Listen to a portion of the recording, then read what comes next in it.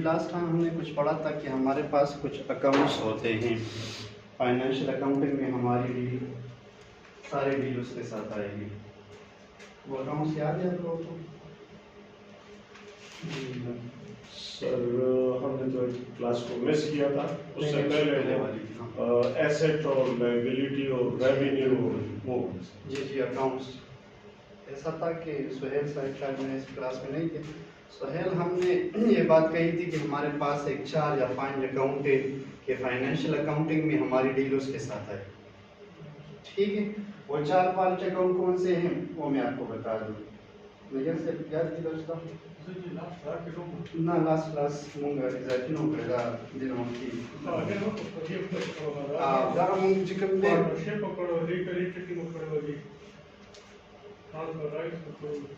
वे नमक जुलता सुनो वे कि मुंग दसे केडो छी मुंग चिकम दे उंदा खबर केडो वच जमुंग फाइनेंशियल अकाउंटिंग के चिकम दे जमुंग बती पिंजो शिजुन सलडे रास्ता राजी उदा मख के नमक क्लियर केडो ठीक ना। तो हमने ऐसा किया था कि ये हमने क्लियर किया था। एसेट नंबर 1 जो हमारे पास है एसेट, मैं दोबारा डिफाइन कर दूं कि मेमोरी स्टार्ट हो जाए। एसेट किसको कहते हैं? किसी भी ऑर्गेनाइजेशन या किसी भी बिजनेस में जो सरमाया लगा हुआ है उसको बिजनेस कहते हैं, एसेट कहते हैं। वो किसी और का है, अपना है, जाती है, पुराना है, जो भी है। ये ब्रेन इंस्टीट्यूट की जितनी बड़ी बिल्डिंग है ये सारे इसका एसेट है, सामान वगैरह, नाम वगैरह सब कुछ इसका एसेट है। ठीक है ना। तो एसेट में आते हैं। फिर हमारे पास एक्सपेंसेस आते हैं। एक्सपेंसेस क्या चीज है? खर्चे, जो हमारे रूटीन के खर्चे इस पे होते हैं। यूटिलिटीज के बिल, बिजली, सुई, गैस वगैरह के बिल आते हैं और ये किस्म के खर्चे, तो इसको एक्सपेंडिचर कहते हैं। ठीक है। फिर हमारे पास आती है लायबिलिटीज। ये हमारा जो बिल्डिंग है इसमें लोगों के कितने कर्जे हैं उसको लायबिलिटीज कहते हैं। ठीक है ना। एसेट को हमने किया था कि लायबिलिटीज जमा ओनर इक्विटीज।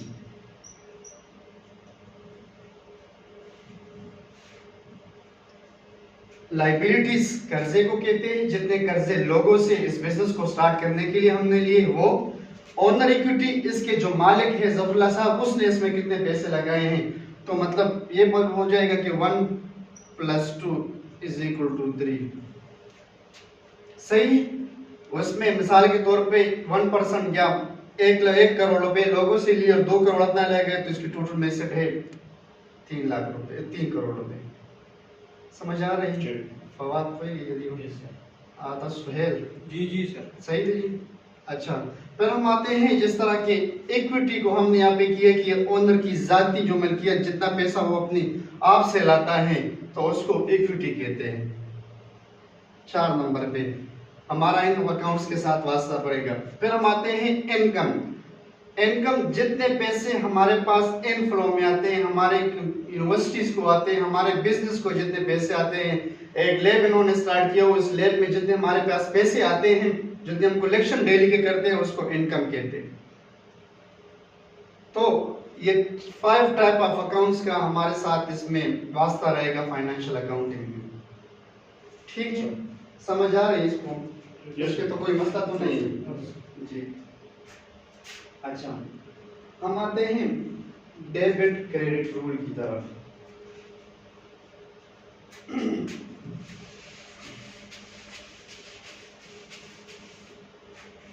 मैं वीडियो देख रहा था, डेबिट क्रेडिट रूल, उसमें ये बता रहे हैं कि डेबिट क्रेडिट रूल ये कोई ऐसी बात नहीं है। डेबिट को उसने कहा कि ये डॉक्टर हो गई, या डी फॉर डॉक्टर और क्रेडिट फॉर कंप्यूटर, उसने बताया दिया।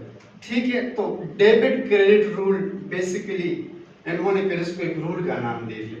वैसे ये खुद से ऐसी कोई बात नहीं है, मगर डेबिट क्रेडिट रूल हमारा जो फाइनेंशियल अकाउंटिंग का एक बेसिक मेथड, एक बेसिक रूल है, वो हम यहाँ पे आज करते हैं।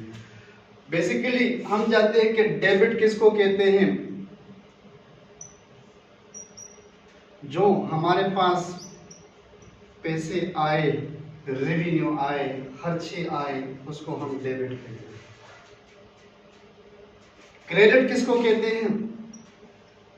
एक ऑर्गेनाइजेशन के लिए जो हमसे जितने जितने पैसे हमसे जाएं, यूटिलिटीज के लिहाज से, किसी और लिहाज से, जितने पैसे हमारे ऑर्गेनाइजेशन से निकले उसको क्रेडिट कहते हैं। समझ आ रही है? जी क्लियर है? क्लियर से हो? You have been credited. Credited. You have been credited. You have been debited. That's the personal thing. Personal. The personal thing. The organization के लिहाज से organization के लिहाज से ये बात होगी, ये एक tricky point है इसमें। tricky point ये है कि मतलब हमारे पास पैसे आ गई, कोई चीज हमारे पास आ गई तो हमारे पास डेबिट में चले गई, और जो हमसे चले गए, जो हमने कर दिए वो हमारे पास क्रेडिट में रूल होते हैं।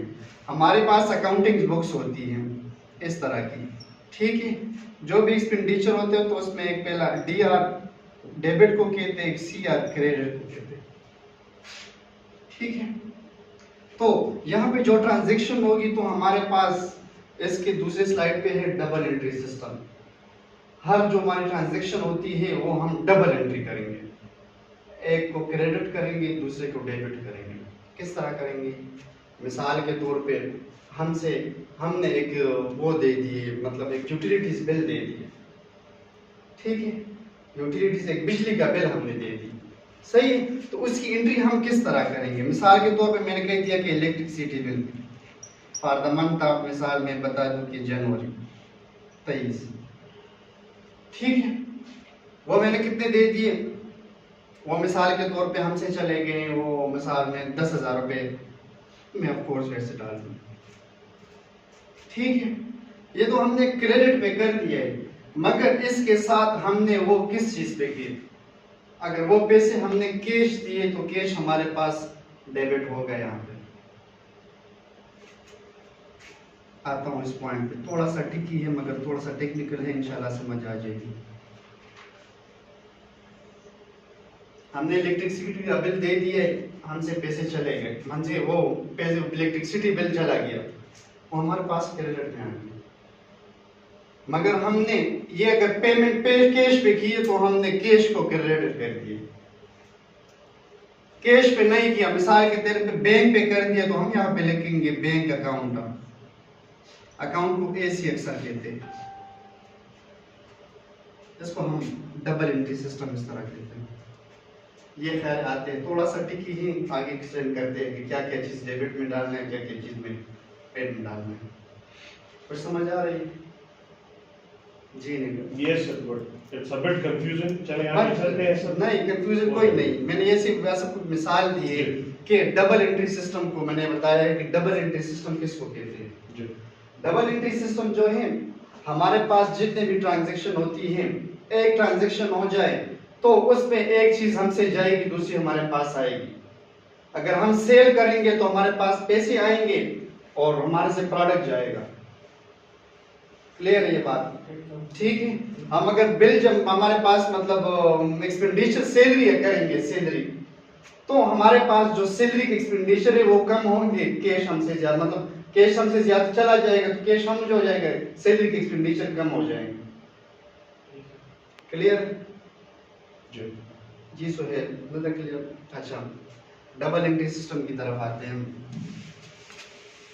डबल एंट्री सिस्टम मिसाल के तौर पे हमारे आम रूटीन में हमारे पास किसी ऑर्गेनाइजेशन के अजी निगाह से ऑर्गेनाइजेशन से 10 खर्ची हुई चितासु, मतलब प्रोटीन की कवई या दवाई की कवई, यूटिलिटीज भी सर, रेंट भी जी, the staff salaries भी जी, the building repairs and maintenance भी जी, और promotion के कम advertisement budgets भी। ठीक था, सही। हम आते हैं रेंट की तरफ। रेंट किसी भी बिल्डिंग का रेंट होता है, ठीक है। वो जब महीना एंड होने वाला है, मिसाल आज 28 तारीख है, तो ये हम ऑनर पे ड्यू हो जाता है, ऑनर पे ड्यू हो जाता है, देना पड़ता है, तो वो अकाउंट पेबल में आएगा नहीं। अकाउंट पेबल किसको कहते हैं कि वो चीजें जब हमने अकाउंट से देने हैं, हमारे कुछ कर्जा है, देना है, ठीक है जी।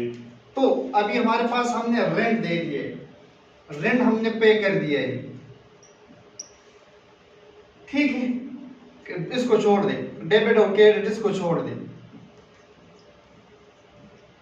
सीआर, ठीक है, इसको जोड़ दे। रेंट तो हमने दे दिए ना जी ठीक है, हमारे पास लाइबिलिटी कम हो गई कि नहीं,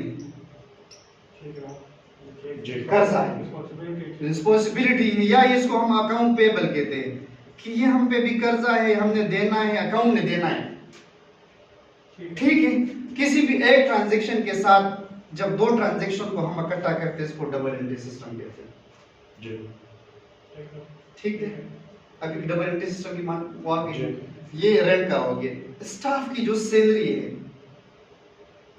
ये भी एक सैलरी हमारा एक्सपेंडिचर है ना, हमने देना है ना, जी ठीक है। तो हमने कर दिया कि सैलरी, मिसाल के तौर पे तो सैलरी हमने यहाँ पे डाल दिया, तो सैलरी हम या कैश करेंगे या बैंक करेंगे, कोई भी ट्रांजैक्शन कर सकते हैं ना। हमने तो एक चीज कर दी, मगर ये कहां से की है? अगर हमारे पास कैश दराज में पड़ा तो उससे दी जो हम कैश में डाल लेंगे, अगर हमने उसको चेक दिया तो हम बैंक कर देंगे, बैंक ने कर दिए।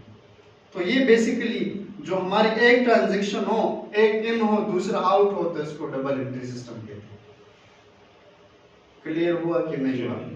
समझ आ रही है? जी फवाद तक पड़ेगी विशाल सर जी, दोबारा मिसाल के तौर पे हमारे किसी भी ऑर्गेनाइजेशन में का खर्चा होता है, आप वो हैं हॉस्पिटल में, ठीक है, किसी भी अस्पताल हॉस्पिटल में आपको चाहिए होता है माइनॉरिटी के लिए डिस्पोजेबल सिरिंज, ठीक है, आपने कर दिया मिसाल के तौर पे सप्लाईज कर दी, सर्जिकल सप्लाईज आपने कर दी,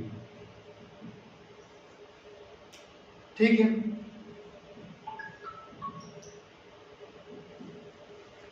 ठीक है, आपने कर दी। अब ये सर्जिकल सप्लाईज अगर आपने मतलब डेबिट और क्रेडिट की तरफ आते हैं, इसको फिर हम डिफाइन करते हैं, इसमें कर दिए, मगर इसका अल्टरनेट तो कुछ होगा ना। दूसरी मिसाल में आपको बता दूं, आप सुबह घर से निकल रहे तो घर में आपने खर्चा देना, तो आपने कैश तो दे दिए, उसके अल्टरनेट आपके घर का खर्चा तो हो गया ना। या मिसाल के तौर पे आपके घर में कोई मशीन या कोई चीज़ खराब थी और आपने उसको पेमेंट दे दी, पैसे तो दे दिए, मगर उसके रिवर्स में तो आपको उसका फायदा मिला है कि या मशीन टिक हो गई या रिपेयर हो गई या कोई भी चीज़ होगी, तो इसको डबल एंट्री सिस्टम है, ठीक है। अभी क्लियर है? क्लियर से क्लियर था? अच्छा, ठीक है। तो अब आते हैं डबल एंट्री सिस्टम में, हम आते हैं कि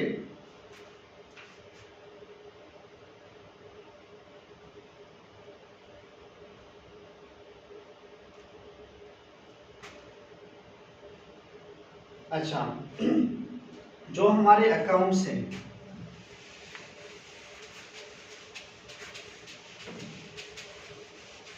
जो हमारे 5 किस्म के अकाउंट्स हैं, सारा वास्ता हमारे इसके साथ आएगा।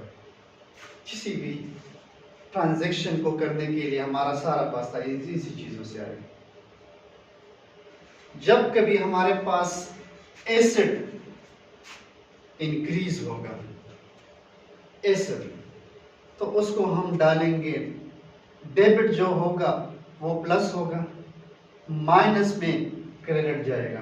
क्या मतलब है इसका? एसेट किसी भी ऑर्गेनाइजेशन का, इस बिल्डिंग का, मिसाल के तौर पे यहाँ हमने ये कुर्सियाँ पड़ी हैं 50 और हमने खरीद ली 50 और, तो हमारा एसेट इंक्रीज हो गया जी, ठीक है। एसेट जब इंक्रीज होगा तो हम उसको इंक्रीज पे जाएंगे, जब ये इंक्रीज होगा तो उसको हम डेबिट साइड पे लिखेंगे, ठीक है। ये एक रूल होगा इसका, हम जाएंगे। एसेट जब डिक्रीज होगा, हमारे पास ये जो मशीनरी या जो सामान था ये इतना पुराना हो गया कि इस्तेमाल करना ही था, और ये हमने हटा दिए, कम कर दिए। पहले 50 कुर्सियाँ थी, अभी में 40 रह गई। जब हमारे पास ये डिक्रीज होगा एसेट, तो हम उसको क्रेडिट साइड पे लेंगे। क्लियर हुआ कि नहीं? जी सुहेल क्लियर था? जी नहीं अब सर जी सही था। एसेट के लिए ये रूल है कि जब भी हमारा एसेट इंक्रीज होगा उसको हम डेबिट साइड पे लिखेंगे, हमने चीज को देखना है कि ये चीज हमारे ऑर्गेनाइजेशन में ये क्या कर रही है। ठीक है, तो जब वो इंक्रीज होगा तो हमको डेबिट साइड पे लिखेंगे, जब डिक्रीज होगा तो हम उसको क्रेडिट साइड पे लिखेंगे। क्लियर हो? हमारे पास एक्सपेंडिचर का भी सेम है। एक्सपेंडिचर, एक्सपेंसेस, खर्चे, जितने भी हमारे खर्चे होंगे, जितने भी हमारे पास खर्चे जितने ज्यादा हमसे जाएंगे हम उसको क्रेडिट में लिखेंगे। ठीक है, जब हम पे कर देंगे वो खर्चे और कम हो जाएंगे उसको हम क्रेडिट साइड पे लिखेंगे। क्लियर हुआ कि नहीं हुआ? मिसाल के तौर पे खर्चे जो हमारे पास रूटीन के मिसाल हमारे ये से पता जमा तक और दौरे से खर्चे मिसाल के तौर पे 5000 रुपए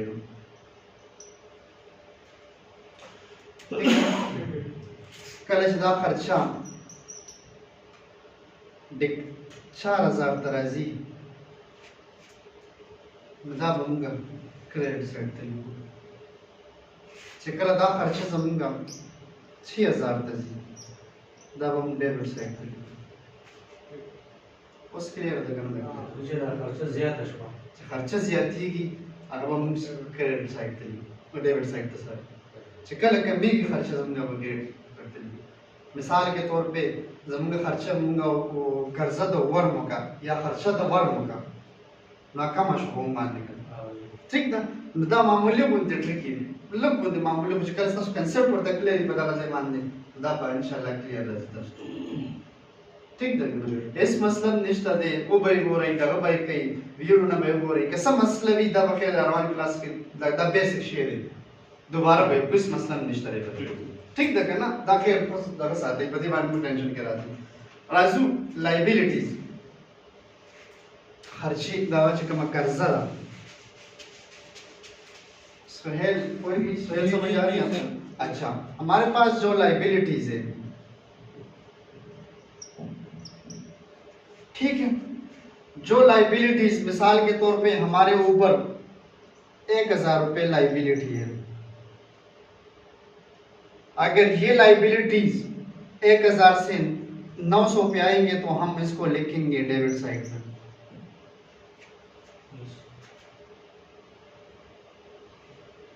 ठीक, हमने ट्रांजैक्शन को देखना है कि ये हमारे एक्सपेंडिचर है, हमारे लायबिलिटी है, हमारे अकाउंट पेबल है, हमारा एसेट डिक्रीज हो रहा है, जो भी हो रहा है। अगर एसेट डिक्रीज हो रहा तो हम उसको इस तरह करेंगे। अगर हमारा खर्च जो हमारे ऊपर जो मतलब लायबिलिटी कर्ज है अगर वो 900 पे आएंगे तो हमको डेबिट, अगर ये जाएंगे मिसाल के तौर पे 11,000 रुपए की साइड पे तो हम उसको क्रेडिट कर देंगे, क्रेडिट साइड पे इसको लिखेंगे। क्लियर हुआ कि नहीं जी? सोहेल जी सर जी विशाल जी सर क्लियर है, कोई मसला तो नहीं है? Dakle sam je da poskup vidja za ti. Ji ji Mogu vidiš že toll credits će dino payable or toll debits receivable. आप सिर्फ मस्ता सो क्रेडिट और डेबिट तमाम कंसेप्ट जोड़ने ला पारा डेबिट क्रेडिट तमाम चे डेबिट दागा दे चे कि मुंग तरह जी क्रेडिट दागा दे चे मुंग नसी जी ठीक है मतलब ये देखी टाइप दादी ठीक हर कला एसिड मुंग तरह जी नाम प्लस की एसिड मुंग नसी भी माइनस की डेबिट ठीक है ना? क्लियर है कि नहीं? अच्छा, फिर हम आते हैं इक्विटी। इक्विटी का भी इसी तरह सेम ही फार्मूला है, जो हमारे ओनर की इक्विटी है ठीक है, ओनर के पास जो अपना पैसा इस बिल्डिंग में लगा हुआ है वो जब इसी तरह जब मतलब वो डिक्रीज होगा प्लस में जाएगा मतलब वो तो डेबिट मतलब कम होगा तो डेबिट होगा, अगर प्लस में जाएगा ज्यादा होगा तो वो क्रेडिट होगा। और इसी तरह इनकम में ये जो चारों ट्रांजैक्शंस हम इसको डिफिनेशन इस तरह करेंगे डबल एंट्री सिस्टम में, इसको जब हम रिकॉर्ड करेंगे तो इस तरीके से करेंगे कि जो हमारा एसेट आएगा प्लस होगा तो हम उसको डेबिट साइड पे रिकॉर्ड करेंगे नंबर 1 ठीक है। जब ये इंक्रीज की तरफ जाएगा ज्यादा की तरफ जाएगा ठीक है, अगर एसेट हमारा कम होगा तो फिर उसको हम क्रेडिट साइड पे लिखेंगे। क्या समझ आ रही है कि नहीं आ रही? दूसरा बात वो हमारे अंदर वो चीज बनी हुई है जो तनख्वाह वाली चीज जी वो आपका और उसका ये उसके टोटली ऑपोजिट है। असल में ऐसा है जो तनख्वाह वाला वो मिसाल है ना, उसको अपने पॉइंट ऑफ व्यू से, मगर वो बैंक अपने पॉइंट ऑफ व्यू से आपको करता है अच्छा, कि बैंक- उससे पैसा चला गया है तो उसने आपको तो मतलब क्रेडिट कर दिया है, मगर उसके अकाउंट से तो डेबिट हो गया ना। ओके। समझ आ रही मेरी बात? जी। ठीक है ना, जो बैंक की जो ट्रांजैक्शन अच्छा, वो होती है वो वो बैंक- उनके पॉइंट ऑफ उनके व्यू से, point of view से वो होती है। उनके पॉइंट ऑफ व्यू से होती है। क्लियर हुआ? क्योंकि उससे पैसे तो आपको आए, उससे तो चले गए ना। ठीक है ना, ये थोड़ा सा ट्रिक है, इंशाल्लाह क्लियर हो। इस तरह खर्चे जो हमारे पास होंगे, अगर खर्चे हमारे पास ज्यादा जाएंगे, खर्चे जितने भी ज्यादा होंगे वो हम डेबिट साइड पे लिखेंगे। अगर खर्चे कम होते जाएंगे तो हम क्रेडिट साइड पे लिखेंगे। डबल एंट्री सिस्टम का हम मतलब प्रैक्टिकली करेंगे, इंशाल्लाह क्लियर होगा।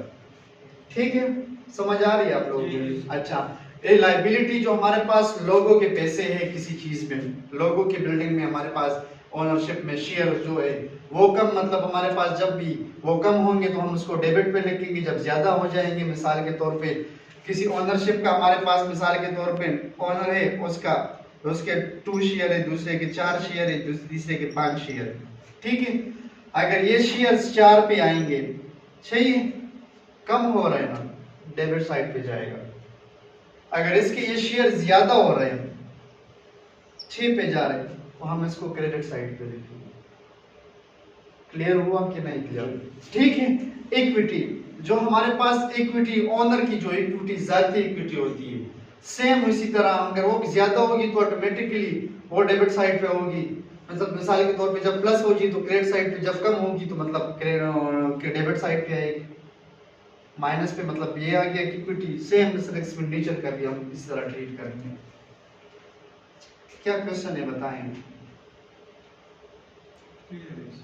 जी जी विकास विशाल से बताओ भाई। सर इनकम से कम है ना फरस का इनकम वाला रहा है बता बस हमारे डेबिट तरह से इनकम से कम दे हर कल जमा दोस्तों विच इनकम स्तासु इनकम मिसाल के तौर पे स्तासु तनख्वाह से कम अदनो 50,000 रुपये, आपकी सैलरी जो है वो 50,000 रुपीज।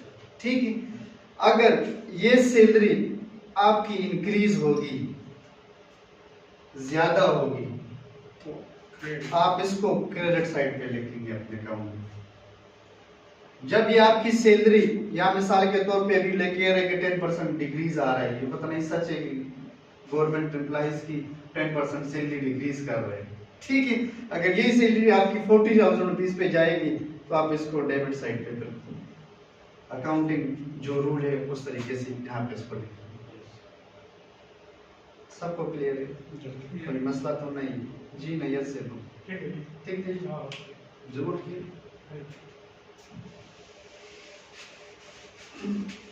थोड़ा सा ट्रिकी है, क्वेश्चन में आएंगे, आप क्वेश्चन करेंगे इंशाल्लाह तो उसमें ये क्लियर होता जाएगा। ठीक है, इसके बाद हमारे एक टॉपिक है अकाउंटिंग प्रिंसिपल्स। जैसा कि नाम से जाहिर है, आप जानते हैं कि प्रिंसिपल किसको कहते हैं, उसूल के जो हमारे अकाउंटिंग में जो प्रिंसिपल है, ये हमारे पास इसको गाप कहते हैं या गेप कहते हैं, जो भी है इसको कहते हैं जर्नल अकाउंटिंग एक्सेप्टेंस प्रिंसिपल्स।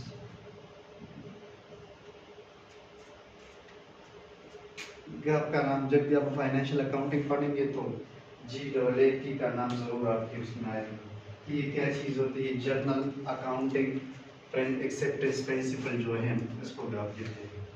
कुछ नंबर्स ऑफ प्रिंसिपल्स हमारे पास इसमें लिखे, थ्योरेटिकल है क्वेश्चन में, कोई मसला नहीं, खैर इंशाल्लाह ये पहली क्लास में मुझसे रह गया था, फिर मैंने कहा कि आपको रिपीट करवा दूँ, सिर्फ मतलब पॉइंट ऑफ व्यू से आपको बता दें कि क्या चीज़ है इसमें। तो नंबर 1 हमारे पास है अक्रूवल प्रिंसिपल। अक्रूवल प्रिंसिपल क्या चीज़ है? मिसाल के तौर पे कोई भी ट्रांजैक्शन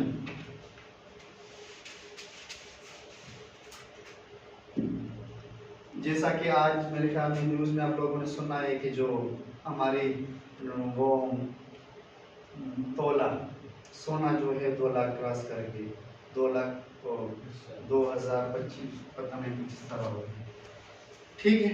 तो अक्रूवल प्रिंसिपल किसको कहते हैं कि मतलब आपका ट्रांजैक्शन आज के दिन 28 को हो गया, तो अक्रूवल आज आपने इसको आज ही रिकॉर्ड करना है अपने बुक्स में, सही है। मिसाल के तौर पे ये नहीं है कि आज की जो प्रिंसिपल या आज की जो मतलब ट्रांजैक्शन है, आज मिसाल के तौर पे आपने 2 तोला सोना लिया, उसकी प्राइस होगी मिसाल के तौर पे 4,06,000 रुपये, ठीक है सामने, ठीक है। अगर यही तोले की जो प्राइस है अगर आप ये 30 तारीख को कर देंगे तो शायद ये ज्यादा हो और ये हो गए 4,10,000 रुपये, ठीक है, समझ आ रही मेरी बात। तो पहला प्रिंसिपल ये है कि जिस दिन पे आपने ट्रांजैक्शन कर लिया उसको उसी दिन पे आपने रिकॉर्ड करना है, ना कि दूसरे दिन पे छोड़ना है। ये इसके लिए एक जरूरी बात है, इसका एक प्रिंसिपल है, समझ आ रही मेरी बात जी। निगाह से क्लियर करना खुश भगवान जी। यस जी फिर सोहेल जी सर मैं ठीक है फवाद मतलब दोनों दिन में रिकॉर्ड करना 17 मां गठे मांगे संग ट्रांजैक्शन शो बाप बस मांगे है दोस्तों, ठीक था। बल राजी कन्वर्सेशन प्रिंसिपल से शेद है, मिसाल के तौर पे जरूर के चिकन मतलब उन ट्रांजैक्शंस की पर डे बांधी उन ट्रांजैक्शन शो अक्सर तसु फार्मा सर सो लिंक थी फार्मास्यूटिकल सर सो निश्चित। अच्छा ऐसा है फार्मास्यूटिकल कंपनियों में ऐसा होता है ना,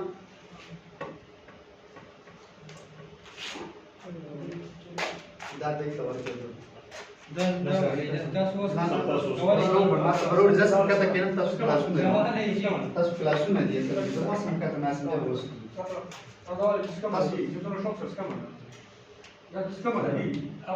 أول تصل لا لا كيف ما قسم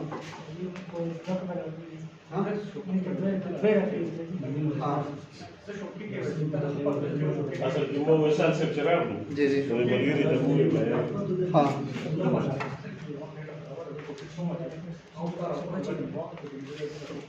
चीनी भाई तो वाच को तोड़ता वाच को करना तोड़ हो सकता जी मेजर से बहुत रहिल डिपार्टमेंट बारे की सो गई कम होने की चित्ता साइड वन रवान दे बेटा साइड वन now रवान health department in terms of hospitals revenues because of who है ना जी no जो कम द प्राइवेट सेटअप है वो खरा वन है जी जी और जो कम द गवर्नमेंट सेटअप है ना वो टोटली लॉस है ना दिन मतलब द गवर्नमेंट सेक्टर से कम दे मुंगा द पोस्ट को ची अभी वाले के हम मुंबई दा खबर है द प्रॉफिट इन लास्ट मतलब ठीक इन दे नो द सर्विस द हर को बेनिफिट का पास सब ठीक था सही था। मिसाल के तौर पे चिकन में बेनिफिट बांधे गया द रशे है कि आया रवान में को सही तरीके से नहीं कर पॉसिबल दे की रवान अगर के गाड़ी चिकन भाई हाँ 19 जरूरी है ना 19 बजट जी now 19 बजट की प्रॉब्लम दार है कि एक चिकन में revenue generate full body through मुख्तलिफ चिकन दार है आगे शामिल है जी ये चिकन दार है आप एमटीआई सिस्टम रहा हो हॉस्पिटल्स में मतलब लोग मुफ्त बराबर शो इंटरनली से वही बात internally वही अब वहाँ तो 19 दार है वही पड़ा जी जी So that is the Ghana there as compared to the whole the private setups.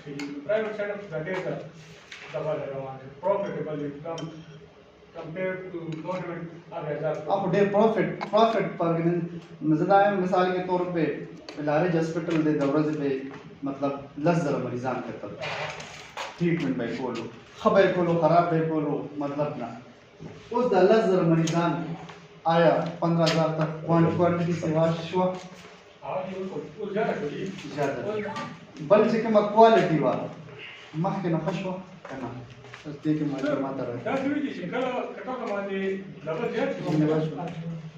تاسو باندې کله هغه برډن زیات شي نو هغه کوالټي کې فرق راځي ځکه چې هغه دغه چې کوم دی چې تاسو چې کوم ځان تیار کړی راته 10,000 لپاره تاسو ځان تیار کړی ji ji په تاسو باندې 50,000 راځي نو تاسو لپاره تیار نه یاست ji دا کوالټي کې فرق definitely ना क्वालिटी के फर्क रहा हो सकता है ना मिसाल के तौर पे बता कि हेल्थ डिपार्टमेंट की 10 रिसर्च ऑर्गेनाइजेशन या 10 यूनिट या 10 दरजता चेक इंप्रूवमेंट द पार से कार के डिपार्टमेंट है क्वालिटी इंश्योरेंस वाला जी जी क्वालिटी इंश्योरेंस वाला मुख्तलिफ समूह में चिकन का हैदराबाद मेडिकल कॉम्प्लेक्स का ISO सर्टिफाइड शुरू किया ना जी जी जो मतलब है चाहे फुल एज कंपेयर टू KTH LRH जी हमारा ISO सर्टिफाइड है जी जी नगा मेरा तरह की चाहे क्वालिटी वाला दास रहा था क्वालिटी इंश्योरेंस वाला चिकन दिल्ली पर डायरेक्टर से जी। अगर नहीं क्वालिटी इंश्योरेंस माने का शेयर खो जी जी KTH वाला ना मसाल 3 months back quality insurance वाला कर्जा वाला आया वो हाँ। LRH वाला साला को भी दिया हाँ अब बस अब HMC खशो नामो लमा ला लमा मुझे ऊपर डिपार्टमेंट स्टडी दे आईएसओ के लिए एक्सपीरियंस था आईएसओ एक्सपीरियंस नहीं तो वैसा ऑनलाइन में करो स्टार्ट करो ऑनलाइन जो कोर्स में स्टार्ट करो हाँ तो अगर टाइमिंग वाला अगर स्टिल रवान है जी आईएसओ को मतलब आई थिंक जब डिलोट फार्मा की तकरीबन 2004 के वजह मतलब नॉर्मल गाइस हजार से point know just like your documentation site बोलते थे ठीक ना अगर तस दा नो मिसाल के तौर पे जे तस दगा शेयर उचत के दादर तक ही दिन तस क्वालिटी को आईएसओ वाला जी खबर ठीक ना अगर इस तस बदल के जिकम दे डॉक्यूमेंटेड लग रहा है डॉक्यूमेंट दल सिर्फ point the documentation that's quality was that's the my experience my art like practically सरगा ये एज अ होल जिकम ने क्वालिटी एश्योरेंस होता है दी टू टाइप्स थी बिया जो एक्सटर्नल क्वालिटी है या इंटरनल क्वालिटी है know the quality assurance base माने चिता पूरी बदी की एज अ होल वन डाजी बिया एक्सटर्नल जो बदी की बिया ऑडिट की यो एक्सटर्नली यो इंटरनली तबदार ची इंटरनली तब खबर संग क्वालिटी रावली जी जी नो दा दसी जी मतलब तासु दी इंस्टीट्यूट के दल रावली खबर वाली सर रावली दा इंटरनल क्वालिटी नमंगा मतलब तासु तुम डॉक्यूमेंटेशन फॉर्म ने या तासु ने केसी वाला सर से क्राइटेरिया खाउ दिला मतलब आओ होता है डॉक्यूमेंटेड फॉर्म की तरकीब जमा दा चीज दा शांति क्लियर का दा मा दा वो कर तासु एफिलिएशन दा कोमा नो मतलब आगे तो बसान बराबर है बिया केसी वाला राजी दिल तो बगूरी چې آیا تاسو دا دغه کړی نه کنه تاسو زموږ په کرایټیریا پوره یې که پوره نه یې نو اوس د ایجنسی والا مطلب کوالټي ایشورنس کې راغلی دلته انټرنل کوالټي تاسو په خپله باندې کې خو ده او هغه ټیم راولې کنه هغه ایکسټرنل شو نو په دې بیس باندې کوالټي پوری زموږ سره صحیح ده جی نگار صاحب بس ایکسپیرینس ته دیجیے तासु एफिलिएशन चाह रहा आप लोगों की जो ऑर्गेनाइजेशन है जो आपकी जो زموږ سره دغه دی د برټش کونسل سره موږ اپروف ایگزام سنټر یو سر जी जी یو دغه ده او یو دا د سر چې موږ دغه د لپاره د سکل ډیولپمنٹ کونسل چې کوم SDC SDC هغه د لپاره مخکې کړو سر هغه اوس نه ده currently کزه دا و مسر چې as a registered entity نو د NTN یا دغه قسم ریوینیو نه علاوه به زموږ چې نه هغه صرف دای چې موږ د آرټس لپاره یو یا د سنټر لپاره یو د برټش کونسل اپروف ایگزام ټیسټینګ سنټر بس बस अगर उस तरह से एफिलिएशन ना। चाह रहे टेक्निकल बोर्ड या नहीं, नहीं। ठीक है जी मिसाल से तासु हॉस्पिटल सिकम दी सखलक महके न संग वो संग दी सम सर्विस मोशो तो खबर ده کوم دی ام اس اوس راغله نه ام اس راغله نه په دغه کوالټي په شي او د زیات په پته नहीं नहीं रहता है हाँ मुझे आईएमएस तासु पे जंगलो दे जो هغه دې نو دغه ده څه څه لو استعمال کوي دا درجه ده हाँ درجه ده او ده نه بابا ټایپ اف ورک چې کوم نه غلط ده دغه ته خپلوي څه ته دا स्टाफ سټاف ته خپلوي जी او خلک دا چې دا ته خوشاله ده भगवान शमशाद मतलब सब गई टाइम मान खलक तो बटान बड़ा दे पर सर्विस का वही सब गई हाँ तो बस टाइम डेली अटेंडेंस डेली लीजिए हाँ माशाल्लाह। मतलब लेट ही 10 मिनट 5 मिनट बस करेंगे।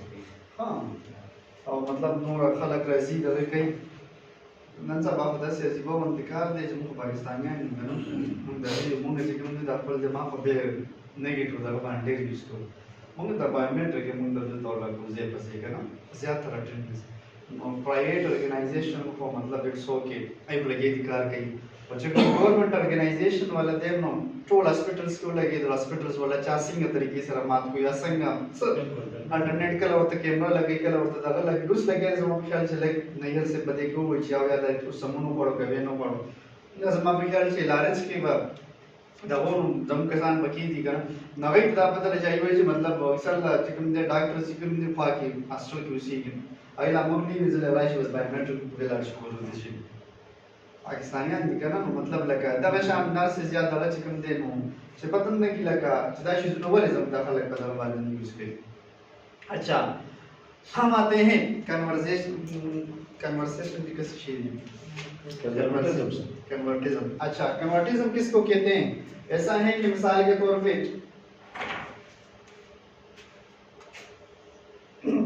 हमारे ये प्राइवेट ऑर्गेनाइजेशन में इस तरह होता है ये स्पेसिफिकली फार्मा में ऐसा होता है जिसका मार्केटिंग मैनेजर होता है वो सेल लिख देता है कि आज मैंने सेल कर दी है उसको कह दिए कि आप बुक कर लो बुकिंग मैंने कर दी है 5 लाख रुपए की सामान पड़ा रहता है 2-3-4 दिन पड़ा रहता है मगर वो उसके ट्रांजैक्शन में बुकिंग आ जाती है वो शो कर लेता कि मैंने ये बुकिंग कर दी अभी कभी ये आउट हो जाती है या आउट नहीं होती और ये वापस ये अक्सर आउट होती है 5 लाख रुपए के पैसे उन्होंने कर दिए ये अभी आउट हुई नहीं होगी उसको वो रिटर्न में शो कर देता है मिसाल के तौर पे आज 28 तारीख की वो सेल को बुक कर लेता है कि 5 लाख रुपए की मैंने सेल कर दी वो बुक कर देता उसको पता पैकिंग कर दो ठीक है इस महीने में उसने जितने भी सेल था मगर उसमें 5 लाख रुपए इंक्रीज आ गई यही सेल जो होती है ये नेक्स्ट डे पे या नेक्स्ट मंथ में 2-3-4 तारीख को ये रिटर्न हो जाती है अभी चीज इधर ही पड़ी रहती है मगर डॉक्यूमेंटेशन में वो आउट सेल में शो भी हो जाती है और नेक्स्ट मंथ में वो अपने कमीशन के लिए इस मंथ में कमीशन के लिए अपना वो सिस्टम बना लेता है नेक्स्ट मंथ में उसको रिटर्न शो कर लेता है तो कन्वर्टिज्म का मतलब है कि जो आपके एसेट या जो आपके सेल है जब ये फिजिकली डन हो जाए यहां से आउट हो जाए तो उसको रिकॉर्ड करना है ना कि सब चीज इसके पास आपके पास पड़ी रहती है वो उसे रिकॉर्ड कर दिया नहीं समझ आई इसको कहते हैं मिसाल के तौर पे कि आपने डॉक्यूमेंटेशन पे नहीं रखना है जब तक आप फुली आप सेटिस्फाई ना हो कि आपकी बिल्डिंग से गाड़ी निकल रही है आपका सेल हो गया बेसिकली सेल क्या होते हैं जो आपके लास्ट कंज्यूमर जो सेल करते हैं इंजेक्शन जो लगता है तो ये आपकी बेसिकली सेल होती है अगर ये सेल आपके मार्केट में पड़ी है तो मतलब ये आपकी भी सेल नहीं हुई क्योंकि मार्केट में जब तक ये आपको एंड यूजर तक नहीं पहुंचेगी तो आपकी सेल नहीं होगी तो ये कहता है कि जब आपकी जो लाइबिलिटीज होती है दो हैं लाइबिलिटी और एक्सपेंडिचर को आप जल्द अज जल्द रिकॉर्ड कर लें मगर जो एसेट है या रेवेन्यू है उसको तब भी रिकॉर्ड करें जो आपको सेल हो जाए खत्म हो जाए आपसे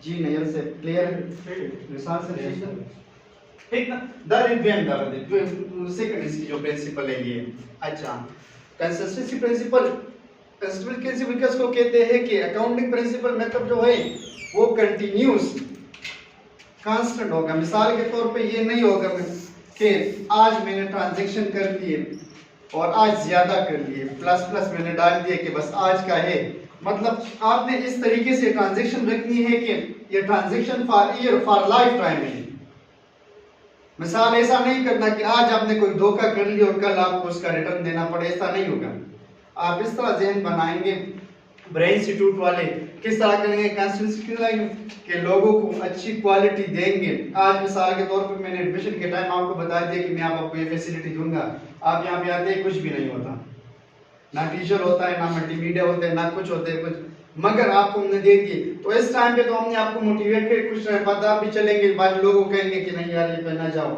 यहाँ पे कोई फैसिलिटी नहीं तो इसका मतलब ये है कि अकाउंटिंग प्रिंसिपल में बात है कि आपने ट्रांजैक्शन को इस तरह रखना है कि जो कॉन्स्टेंटली हो, कंटिन्यूस हो, फॉरएवर ये जाए। धोखाधड़ी ये चीजें नहीं करने कि आज ज्यादा लिख दिया और कल मतलब कल को कल देखेंगे। जी नहीं से क्लियर जी? Yes sir. ठीक था। कास्ट प्रिंसिपल, कास्ट प्रिंसिपल किसको कहते हैं? Business should be only record in asset liability and equity. मिसाल के तौर पे जो कास्ट प्रिंसिपल होगा, किसी ने रिटर्न का एक्सपीरियंस है, इनकम टैक्स रिटर्न जी आप लोगों में किसी का नहीं है, ठीक है, उसमें हम ऐसा करते हैं इनकम टैक्स रिटर्न में जब हम रिटर्न फाइल करते हैं, मिसाल के तौर पे जो वहाँ पे हम ऐसे लोग ये चीजें यूज करते हैं, हमारे पास जितने पैसे जितने प्रॉपर्टी होते हैं जितने, ठीक है, तो मिसाल के तौर पे आज के दिन हमने तोले का फी तोला सोना है वो है मिसाल के तौर पे 2 लाख रुपए, ठीक है, मगर ये सोना हमने 10 साल पहले 50,000 रुपए में खरीदा है, तो हमारे पास इस तोले की कास्ट जो हमारे पास है वो 50,000 रुपए ना कि 2 लाख रुपए है आज इसकी। क्लियर है जी? मिसाल से इसमें ऐसा है ना कि जब भी हम कोई चीज जितने पैसों पे खरीद ले उसको उतना रिकॉर्ड करेंगे, ना कि मार्केट वैल्यू या आजकल की वैल्यू पे। हमारे पास जो सोना है वो 50,000 पे हमने खरीदा है, तो हम 50,000 उस पे रखेंगे और 50 पे चलेगा जितना उसमें हमने पैसे दिए, ना कि उसको हम इंक्रीज करके 2 लाख पे आज पे ले आएंगे। सर मतलब ना रे बैंक की खलक काली की तो पैसे करा जी अभी वो मां दादा रिकॉर्ड की कम बनता है इसकी हां ठीक है, तसु खबर में ठीक है, सहा था और क्लियर दाशी तसु यो दोकाला बस पंज मतलब लाटा मख की मगश्तो तारी कीमत मिसाल के तौर पे टोटल कीमत तो 25 लाख रुपए 5 लाख रुपए मतलब नंदारी कीमत 50 लाख रुपए है। देखना तसु बखपल अकाउंटिंग बुक की दा शो कवई न किताब शो जी ठीक था। कास्ट प्रिंसिपल है कि जो आपने जितने पैसे जिस चीज पे दिए उतना ही आपने करना है। समझ आ गई जी? नहीं ऐसे ठीक था जी सर। अच्छा, इकोनॉमिक एंटिटी, इकोनॉमिक एंटिटी किसको कहते हैं? मिसाल के तौर पे या किसी ऑर्गेनाइजेशन का ओनर है वो अपने जाती हिसाब किताब अलग रखेगा, ऑर्गेनाइजेशन का हिसाब अलग रखेगा, इकोनॉमिक्स अलग रहेगा दोनों का, प्रॉपर्टी दोनों मतलब चीज उसी की है, मगर जो अपना मिसाल के तौर पे या ब्रेन इंस्टीट्यूट में जो हमारा ओनर है उसने 150 अपनी सैलरी यहाँ से लगाई हुई है, ना कि उसमें वो प्रॉफिट लेता है या शेयर उड़ा रहा है, बस उसने 150 अपने सैलरी लगाई, मतलब उसका जो ओनरशिप अलग जगह पे है और यहाँ पे एज एम्प्लॉय काम कर रहे हैं वो 150 सैलरी का क्लेम कर रहे हैं। क्लियर है बच्चे? कोई सब मसला तो नहीं जी? नहीं सर ठीक है ठीक था। सो हेल्प हुई कि बस जी सर। अच्छा, फुल डिस्क्लोजर प्रिंसिपल, जैसा कि मैंने आपको आंसर कहा था कि फुल डिस्क्लोजर, आज मिसाल के तौर पे ब्रांच की रेवेन्यू जो है पर अनम मिसाल के तौर पे 10 मिलियन है और ये गवर्नमेंट को शो कर रहे कि हमारे पास जो रेवेन्यू है वो 5 मिलियन है, तो प्रिंसिपल अकाउंटिंग का प्रिंसिपल ये कहता है कि आपने जो डिस्क्लोज करना है गवर्नमेंट को वो जो आपका एक्चुअल है, ये इसका एक प्रिंसिपल है। ठीक है ना? ऐसे जी दामूंगा सकी उसको कि फल अवश्य दामूंगा कोई मिसाल के तौर पे 10 भी अक्सर दा ऑनलाइन सिकम दिन दे दा पर प्रॉफिट और दा कमोल दा टैक्स कमोल दा फल दा रेवेन्यू चिकन दा अक्सर दा कम आशो पे दा प्रिंसिपल दा वैशना दा अकाउंटिंग दा यो खबर दाम दे कि दा खबर जरूरी दा چې ته خپل شي پورا شو کې जिन्ना से मतलब गवर्नमेंट ना कोटे चिकन दा एक्चुअल दा भी कोई हिसाब किताब दिया हुआ। ठीक है जनाब जी? सोहेल से क्लियर? अच्छा, गोइंग कंसेप्ट क्योंकि वही जो ऑपरेशन ये से डेफिनेशन जो हमारे पास ऑपरेशन है वो मतलब ऑन गोइंग होंगे, जाते रहेंगे, मतलब उसका इस तरह के हमारे पास फोरकास्ट फॉर चलते रहेंगे रिपीटेशन इमर्जिंग इसमें, ठीक है। कि हमारे जो प्रिंसिपल ये भी कहते हैं कि ऐसा आप काम करेंगे, ऐसा कंसेप्ट बनाएंगे कि जो आपके ऑपरेशन है वो चलते रहेंगे फॉर फ्यूचर के लिए, ना कि आपने मतलब एक महीने में किसी के साथ ट्रांजेक्शन कर लिया, दूसरे महीने में उसके साथ धोखाधड़ी करके खत्म कर दिया। जस्टिफाई चीज आप देंगे, मिसाल के तौर पे जस्टिफाई चीज किस तरह देंगे, हमने आपको यहाँ पे कहा कि आपकी 57,000 से यहाँ पे ट्यूशन फी है, ठीक है। हम इसको आप में फैकल्टी देंगे, क्लासरूम देंगे, ठीक है, क्लासरूम देंगे, साथ में मल्टीमीडिया होगा, साथ में मिसाल के तौर पे वीडियो रिकॉर्डिंग, मैंने जैसे अलग ऑप्शन लड़कों को बताया था, तो ये मैंने इसको जस्टिफाई कर दिया कि ये भी चीज होगी, ये भी चीज होगी, ये भी चीज होगी, तो आपको मिसाल के तौर पे इस चीज के लिए एग्री होंगे। तो आपने जो भी काम करना है तो वो जस्टिफाई हो, एक चीज आपने सेल करनी हो और वो लोगों को पता हो, आजकल मिसाल के तौर पे सोने की प्राइस 2 लाख है और आप उसको 3 लाख पे शो करेंगे तो जाहिर बात है वो तो आप धोखाधड़ी कर रहे हैं। तो जस्टिफाई चीज ऑन गोइंग चीज अब इसको कहते हैं, क्या ऑन गोइंग चले जाए, ठीक है जनाब जी। नया से फिर था टेक्स्ट रिटर्न से मुझे बता दो तो जी जी तसस तो मुझे फुल दखल ज्यादा है जैसे समाज से खर्चों में या आपको मान दो तो मैं ऐसा है ना, इंशाल्लाह एक क्लास में हम यहाँ पे टेक्स्ट रिटर्न में आपको प्रैक्टिकली बताऊंगा, ठीक है ना।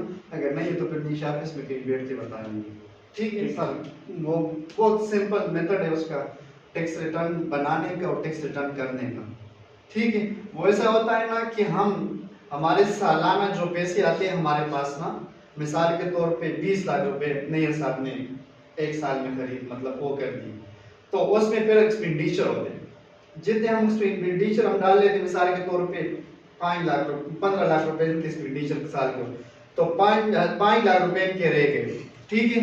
इन्होंने 20 लाख रुपए कमाया था, 15 लाख रुपए इसके ये इनकम था, ये एक्सपेंडिचर थे, इनके पास 5 लाख रुपए कैश है, ठीक है ना।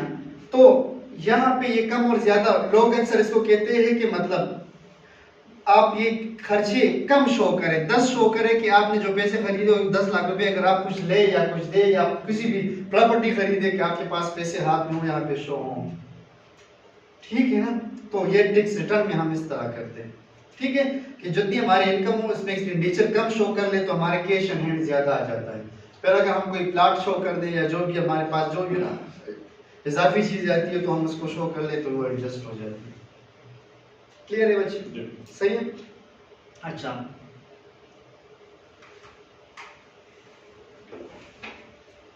अच्छा matching principal, double entry system यहाँ पर दिया गया, और डबल एंट्री सिस्टम साइड पे मैचिंग प्रिंसिपल मिसाल के तौर पे ये है कि हमने सेल कर दिए किसी भी चीज की, मिसाल के तौर पे 1000 रुपए, इस पे जो हमारी कास्ट आएगी रेवेन्यू पे, जो हमारे पास मिसाल के तौर पे पैकिंग है, किसी भी चीज की पैकिंग है, ट्रांसपोर्ट है, फ्यूल है, मिसाल के तौर पे सैलरी है, तो मिसाल हमने ये मैचिंग में रखना है कि हमें रेवेन्यू तो ये आ गई, तो उसके साथ जितने हमारे एक्सपेंडिचर भी हो गई तो हमने सेम उसी के साथ रिकॉर्ड करने हैं, तो उसको मैचिंग प्रिंसिपल कहते हैं कि हमने रेवेन्यू तो रिकॉर्ड कर दिया मगर जो हमारे इस पे कास्ट आई है हम इससे माइनस करेंगे वो भी इस पे रिकॉर्ड करेंगे उसी टाइम, ठीक है ना। ना कि हम रेवेन्यू ज्यादा शो करें और पैसे मतलब ना शो करें कि कम है या ज्यादा है, तो उसको मैचिंग प्रिंसिपल कहते हैं, ठीक है।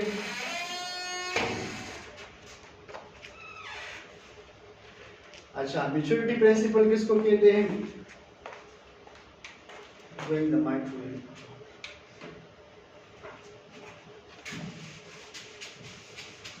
मैच्योरिटी प्रिंसिपल इसको कहते हैं, मिसाल के तौर पे हमने एक ट्रांजैक्शन कर ली है, जैसा कि मैंने इससे पहले उसकी मिसाल दिया, हमने सेल, हमारा जो सेल मैनेजर होता है वो 5 लाख की सेल 28 तारीख को शो कर लेता है, मगर वो सेल हुई होती नहीं और उसको रिटर्न कर दे, मगर जब ये मिसाल के तौर पे आज मिसाल ये महीना है जनवरी का, और जनवरी में 23 में उन्होंने सेल ज्यादा शो कर ली, मिसाल के तौर पे 20 लाख रुपए शो कर दी, तो मेच्योरिटी उसको कहते हैं कि ये सेल आपको यहाँ पे 20 लाख रुपए नहीं शो करनी चाहिए, ये मेच्योर नहीं है, 5 लाख रुपए सेल अभी हुई नहीं है।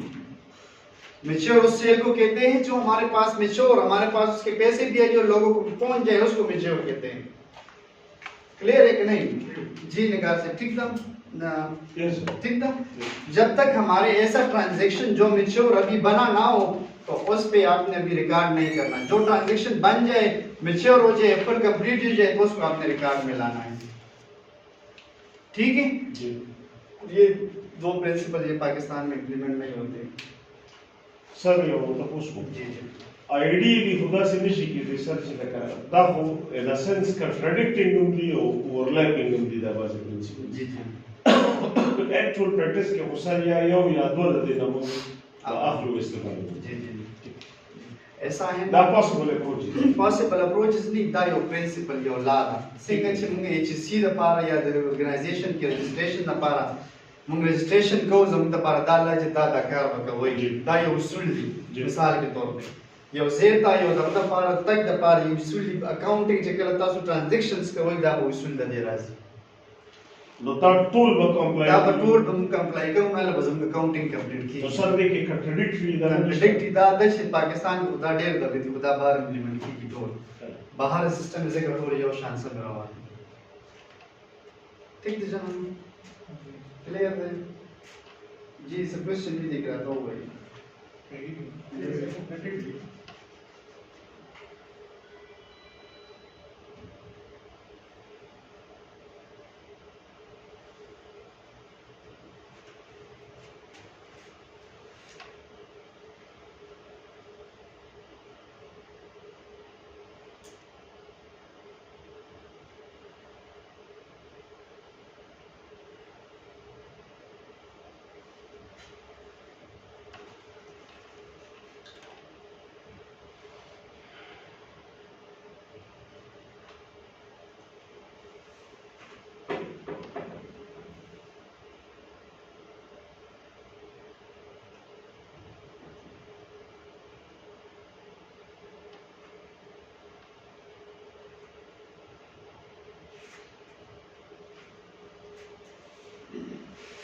अच्छा हमारे पास कंसेप्ट है अकाउंटिंग प्रोसेस। जो हमारा कोई भी अकाउंट, जिस तरह हमने इससे पहले अकाउंटिंग साइकिल पढ़ा, ठीक है, उसी तरह ये एक प्रोसेस है कि किसी भी ऑर्गेनाइजेशन या किसी भी फर्म में या किसी भी जगह पे अकाउंटिंग का प्रोसेस किस तरह चलता है, किस तरह हम उस पर काम करते हैं, तो उसको अकाउंटिंग प्रोसेस कहते हैं कि जो जो स्टेप इसमें इंक्लूडेड होते हैं। ठीक है ना? क्लियर? इसको अकाउंटिंग प्रोसेस कहते हैं। ठीक है, जिस तरह मतलब प्रोसेस क्या, मिसाल के तौर पे इसमें हमें बताया गया है कि मतलब collecting, identifying, classifying, summarising, recording, जो भी हमारे ट्रांजैक्शंस होते हैं साइकिल में हम पढ़ कि हम अकाउंट में जितने भी हमारे ट्रांजैक्शंस होते हैं हम उसको समराइज करते हैं, रिकॉर्ड करते हैं, पहले देखते हैं, फिर उसको रिकॉर्ड करते हैं, जिस किस्म की रिकॉर्डिंग करते हैं तो उसको मतलब अकाउंटिंग जो स्टेप्स या प्रोसेस कहते हैं उसको। ठीक है, अच्छा हम आते हैं नंबर 1 पे, आइडेंटिटी द ट्रांजैक्शन। ट्रांजैक्शन जैसा कि अकाउंटिंग प्रोसेस में हमने पढ़ा था कि एक्सपेंडिचर हो गया, मिसाल एक्सपेंसेस, अकाउंटिंग प्रिंसिपल है हमारे पास। ठीक है, अकाउंटिंग के जो मतलब अकाउंट से हमारे पास आइडेंटिटी ऑफ ट्रांजैक्शन, हमारे पास एक ट्रांजैक्शन हो गई, हमने किसी को सैलरी दे दी, तो इस ट्रांजैक्शन को हमने पहले आइडेंटिफाई करना है कि हमने क्या कर दिए, डबल एंट्री सिस्टम में इसको किस तरह डालेंगे। ठीक है, मिसाल के तौर पे एक सैलरी हमने दे दी, तो ये तो सैलरी है, अकाउंट पेबल है। ठीक है, सैलरी से हमारे पास या तो कैश जाएगा या बैंक जाएगा। एक चीज हमारे पास इंक्रीज होगी, दूसरी डिक्रीज होगी।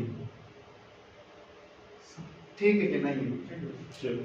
हमारे घर में भी हम चीज खरीदते हैं तो कोई जब चीज देते हैं, एक चीज खरीदते हैं तो उसमें 2 ट्रांजैक्शन इन्वॉल्व होती है, हम एक का बेनिफिट लेते हैं, हमसे पैसे जाते हैं।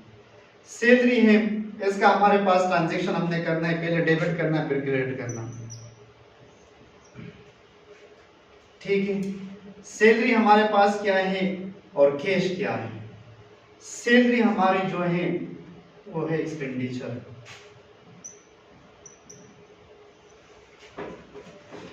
ठीक है। कैश हमारा क्या है, हमारा एसेट है, ठीक है कि नहीं। जी सुहेल मत हो। जी सर। हमने एक सैलरी दे दी है और सैलरी हमने या कैश के थ्रू दी या बैंक के थ्रू, दोनों में कैश इन्वॉल्व है, ठीक है। या हमने कैश, तो हमने सैलरी तो दे दी, सैलरी हमारी क्या है, खर्चा है, एक्सपेंडिचर है, जो कि महीने में हमने ड्यू हो गया है। जो हमारे कैश इसमें इन्वॉल्व है ये एसेट है, ठीक है। तो डबल एंट्री सिस्टम के लिए सबसे पहला प्रोसेस आइडेंटिफाई, जो ट्रांजैक्शन हो रही है तो उसको हमने अपने अकाउंटिंग में देखना है। जो हमारे 5-6 किस्म के अकाउंट्स थे उसमें इसको डालना है कि ये क्या है। पिछले चैप्टर में हम पढ़ चुके हैं। अगर ये एक्सपेंडिचर है, ठीक है, एक्सपेंडिचर कम हो गए तो फिर क्या होता है, एक्सपेंडिचर कम होते हैं, खर्चे कम होते हैं, डेबिट में जाता है, ठीक है। हमारा एसेट जो है वो डिक्रीज हो रहा है, क्रेडिट में जाता है, ठीक है। बेसिकली ये डबल एंट्री सिस्टम में है और इसको आइडेंटिफाई, हमने पहले अपने ट्रांजैक्शन को आइडेंटिफाई किया कि हम एक ट्रांजैक्शन कर रहे हैं, ठीक है। बिल्कुल टेंशन ना लें, मैं रात को बैठ के एक छोटी सी आप लोगों के लिए असाइनमेंट बना लूँगा, आपको शेयर कर दूँगा। नेक्स्ट क्लास में हम मतलब उसको डिस्कस कर लेंगे। प्रैक्टिकली जब करेंगे आपको इन ट्रांजैक्शन का बिल्कुल आसानी से अंदाजा हो जाएगा। क्लियर, कोई मसला नहीं। मैंने आपको बता दिए कि फर्स्ट स्टेप इसमें ये है कि आपने अपने ट्रांजैक्शन को आइडेंटिफाई करना है कि ये ट्रांजैक्शन क्या, हमने सैलरी दी है, यूटिलिटीज बिल दिए है, क्या दिया है। इसके अलावा हमने अगर मिसाल के तौर पे इलेक्ट्रिसिटी बिल दिया था तो ये भी एक्सपेंडिचर है ना, ठीक है ना। तो हम इसी तरह इसके साथ ये रिकॉर्ड नहीं कर सकते, सेम उसके साथ। जी भगवान चल हुआ है, तब से तब पूछते हुए सर मग सैलरी वर्क दाखव समूह सर डिक्रीज शोधा सैलरी मुंह चाहे दंबर लगा हाँ जी जमूद अकाउंट में खुला जम दा कौन ला और तम गला के दा खबर करे दा गला के दा सैलरी को जिकम दे ना एक्सपेंस से अब एक्सपेंस दा वो जिकल एक्सपेंस sta कमीगी तब क्रेडिट साइड तरह हो ठीक sta एक्सपेंस कम शो क्रेडिट साइड तरह हो सर जियाद शो परस कम जियाद शो मिसाल के तौर पे डेबिट शीट मिसाल के तौर पे सैलरी दवता से एडवांस के वर्का ददिया पोजिट दा तासु से कम मागजे तलाना समा सर दगे वो ट्रांजैक्शन माता से आइडेंटिफाई कर ला बार दा ये एक ही ट्रांजैक्शन मैंने बताई है कि 10,000 की सैलरी हमने दे दी, ठीक है। जो हमने अकाउंट्स पढ़े इसी चीज को हम अकाउंट्स में लेके जाएंगे अपने कि क्या चीज हुई, एक्सपेंडिचर एक्सपेंसेस जो हमारे पास है वो पैसे कम हो गए, हमारे पास ये माइनस में चला गया। एक्सपेंस जब एक्सपेंस माइनस में जाएगा तो हम उसको क्रेडिट डेबिट साइड पे करते हैं। समझ आ रही कि नहीं? ठीक है, निगाह से जी सुहेल। तो आइडेंटिफाई द ट्रांजैक्शन, आपने अपने ट्रांजैक्शन को आइडेंटिफाई करना है कि आइडेंटिफिकेशन इसको कहते हैं कि अपने अकाउंट्स में इसको देखना है कि किस जगह पे जा रहा है, कहाँ पे ये शो हो रहा है। यस सर जी देर से सर वो अलग अलग आइडेंटिफाई को चिरा मुंगा एक्सपेंस केवा शो इनकम केवा शो मुंग सब ट्रांजैक्शन हां मिसाल के तौर पे टिक टैक्स दगा तवजमा मुंग सरदा गजे के मिसाल के तौर पे यो सलोर कुर्सी माते हमारे पास यहाँ पे हम बैठ के 4 कुर्सियां टूटी हुई वो हमारे काम की नहीं, हम उसको कबाड़ में भेज देते, ठीक है। और उस पे हमारे पास 1,000 रुपए एक्सपेंस आ गया है। अब इसको हम किस तरह ट्रांजैक्शन करेंगे? अगर आपके पास आ गए हैं तो इसका मतलब है कि आप इसको सर जी वैल्यू है ऐसा है हमारे 50 कुर्सियां थी, इधर 2 कुर्सियां खराब, 3 कुर्सियां खराब है, हमने उसको उठा के बाहर जाके कबाड़ा में मान के खर्च ठीक है दाम को कबाड़ा में मान के खर्च तो बता रहे कौन मसला जरूर से सुनने की क्लास तक हेलो वालेकुम सलाम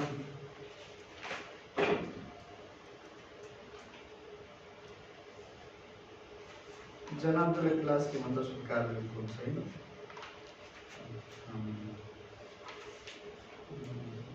अच्छा ठीक है हम इसको किस तरह करेंगे ट्रांजैक्शन में asset technically sir decrease to credit करो और देखो तो ये करना मुझे बाहर डेबिट हम दवा शुची क्रेडिट ठीक है हमारे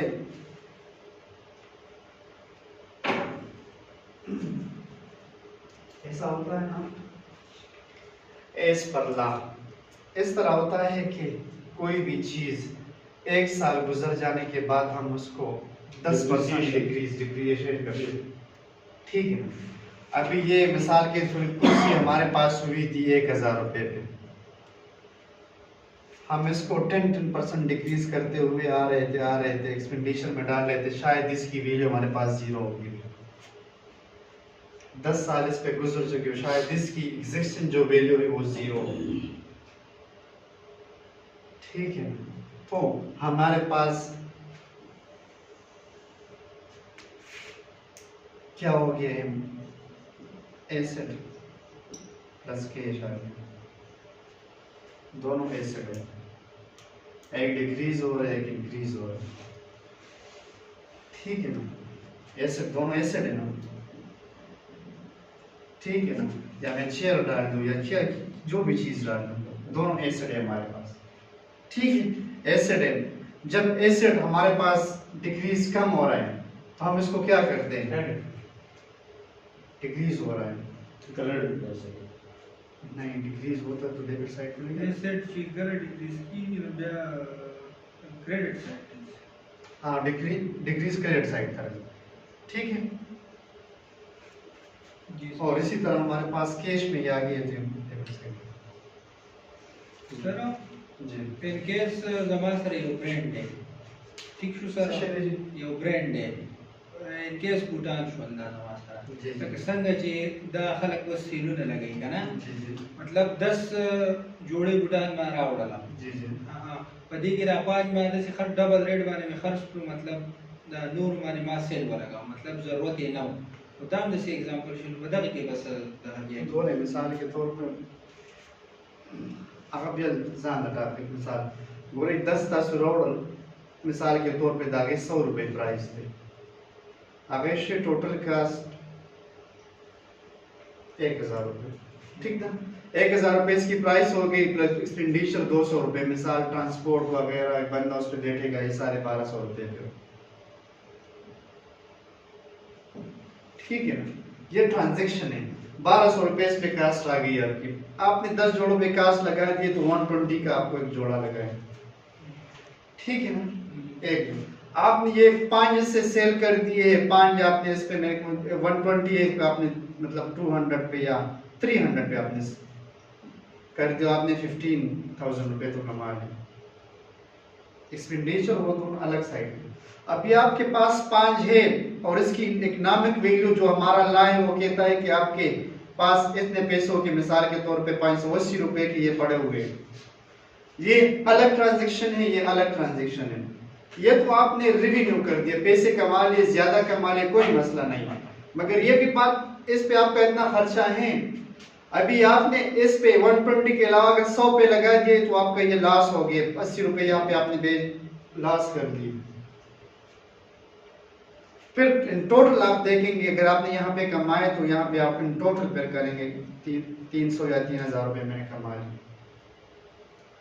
ठीक है ना ट्रांजैक्शन अलग ट्रांजैक्शन सिर्फ रिकॉर्ड करने के लिए बात रहा हूँ ज्यादा पे होता है कम पे होता है उसके साथ हमारा नहीं सिर्फ हम रिकॉर्डिंग हमने फाइनेंशियल लॉ में पहले भी इसका एक डिसएडवांटेज पड़ा था कि ये हमें बताता नहीं है कि मतलब इस पे हमने नुकसान किए पर यूनिट का हमें नहीं बताता ये नहीं बताता हमने सिर्फ यहाँ पे रिकॉर्डिंग करते हैं कि इतने पे खरीदा था इतना पे बेच दिया है हमने हमारे पास कितना एसेट इंक्रीज हो गया डिक्रीज हो गया ये हमने करना है। समझ आ रही है जी नैयर से ठीक है। ठीक है जनाब। तो आइडेंटिफाई पे मेरे ख्याल में समझ आ चुकी होगी कि हमने अपने ट्रांजैक्शन को किस तरह आइडेंटिफाई करना होगा। ठीक है, record the journal and transaction. Transaction को हमने जर्नल में रिकॉर्ड किस तरह करना है।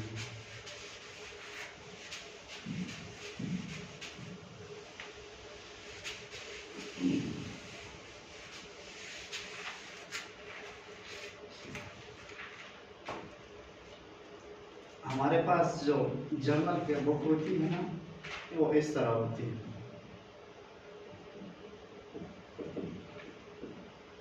इलेक्ट्रिसिटी का अलग पेज होता है, गैस का अलग पेज होता है, या मतलब अक्सर लोग यूटिलिटीज डालते तो सारे उसमें डालते हैं। इधर सैलरी का पेज अलग होता है। ठीक है, इसमें हमारे पास यहाँ पे डेट होती है, यहाँ पे डिस्क्रिप्शन होती है, यहाँ पे डेबिट और क्रेडिट होगी। ठीक है, समझ आ रही है। जो जर्नल की जो एंट्रीज हम करते हैं वो किस तरह करते हैं। तो हमारे पास जर्नल का जो लेजर होता है, जो जर्नल होता है वो इस किस्म का, उसके मल्टीपल पेजेस होते हैं। ऊपर हम उसके डाले सैलरी गैस हर एक एक्सपेंडिचर का अपना अपना पेज होता है। ठीक है, तो उसमें हमारे पास ये डेट होती है, ये मतलब डिस्क्रिप्शन होती है, डेबिट होता है, क्रेडिट होता है। आज के दिन हमने मिसाल के तौर पे सैलरी दे दी 28 तारीख को, 28 को डिस्क्रिप्शन दे दी हमने की देखिए सैलरी ऑफ फवाद। ठीक है, और हमसे किस चीज पे कर दिए हैं, अगर बैंक अकाउंट पे किए तो बैंक अकाउंट, अगर कैश पे किए तो कैश डाल लेंगे। ठीक है, अभी ये हमारे पास एक्सपेंडिचर है, और जब एक्सपेंडिचर कम होते हैं तो उसको हम किस जगह पे लिखते हैं, क्रेडिट। क्या मतलब किस तरह। ये हमारे पास एक सैलरी का जर्नल है, एक पेज है डबल एंट्री सिस्टम में। ठीक है जी नैयर से जी इसमें ज़्यादा सर डिबेट साइड तबजी ये ज़रे नंबर कमी की एक्सपेंडिचर है, एक्सपेंडिचर जिकम दे मुंह लग गया क्रेडिट। अब क्रेडिट ठीक ठीक जी किसको नहीं किया मुझे ये बताएं। और कैश या एसेट तो हमने यहाँ पे इसको डिफाइन, हमने इसको अपने वो 5 अकाउंट जो है उसके पॉइंट ऑफ व्यू से देखना है। जो ट्रांजैक्शंस होती है ना उसके पॉइंट ऑफ व्यू से हमने इसको देखना है। सैलरी हमारी क्या है, एक्सपेंडिचर एक्सपेंसेस है, कम हो गई क्रेडिट में चले गए। ये क्या है, हमारा एसेट है। हमें इस तरीके से आसानी से पता चलेगा कि क्या, तो ये हमारे एक डबल एंट्री सिस्टम होंगे। जर्नल में हमने इसको इस तरह रिकॉर्ड करना है। ये सब क्वेश्चन ही मत हो जी सुहेल क्लियर तब से क्लियर यस क्लियर। तो हम जर्नल में जो एंट्री करते हैं ट्रांजैक्शन की वो इस तरह होता है। ठीक है ना, इस पे आपके उसमें ही अलग अलग टॉपिक है, आगे आता है हमारा जो। ठीक है, फिर पोस्ट इन द लेजर, हम फिर इसको लेजर में लेके जाते हैं। लेजर में ये होता है मिसाल के तौर पे सैलरी का है वो जनवरी 23 का है, इलेक्ट्रिसिटी जनवरी 23 का है, गैस जनवरी 23 का है। ठीक है, हम इसको लाके ये कितने हैं, 1000। इलेक्ट्रिसिटी बिल जो है 5000, गैस का बिल मिसाल के तौर पे 2000। ये अलग आ गई, ये अलग आ गई, ये अलग आ गई। ठीक है, हम इसको पोस्ट करते हैं लेजर में। लेजर का भी सेम प्रोसीजर होता है हमारा, मिसाल के तौर पे जनवरी का, जनवरी 23 का। ठीक है, उसी में भी इस तरह की डेट होती है, डिस्क्रिप्शन होती है। ठीक है, डेबिट होता है और क्रेडिट होता है।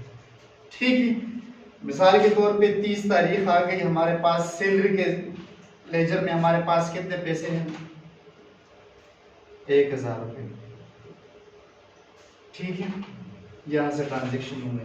मिसाल के तौर पे इलेक्ट्रिसिटी बिल इसी तरह, गैस का बिल इसी तरह।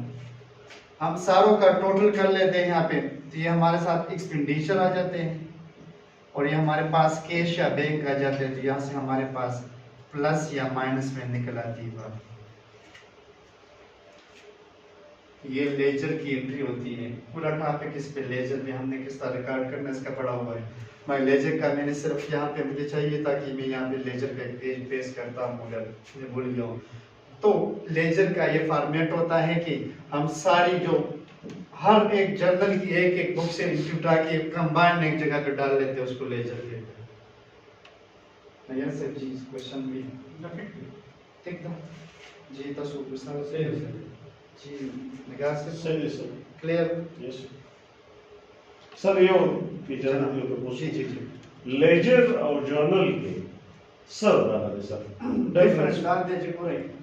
लेजर दा सीधा करना योदा सी योदा दे योदा दे तो बिल पेज वाली तो बिल कसते का जी दा लेजर दा सही मुंह बदे माने दा कैलकुलेट को ले शुची मतलब द 10 हिसाब दे जाम सही सर। दुकानों की चिकल हम पसी सो कातली की चार सोदा मुंह उन पयो यो पेज दे जो कसरे का ठीक है सर। ठीक दा तो दे ये दा लेजर और लेजर चिकल लेजर दे और जो रोजे पयो दा बात दे वाच ठीक। हमारे चिकन जर्नल क्लियर है? ठीक है सर। ठीक है, कोई क्वेश्चन है तो बताएं। अच्छा है। फिर हम बनाते हैं अनएडजस्टेड ट्रायल बैलेंस। क्या टाइम हुआ है? सर ब्रेनिंग जी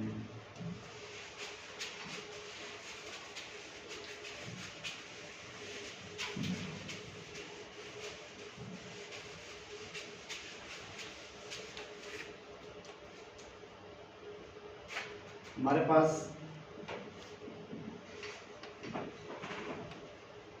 ट्रायल बैलेंस जो होता है वो हर महीने का बनता है। हर महीने का ट्रायल बैलेंस किस तरह बनता है? उसमें आ जाती है रेवेन्यू,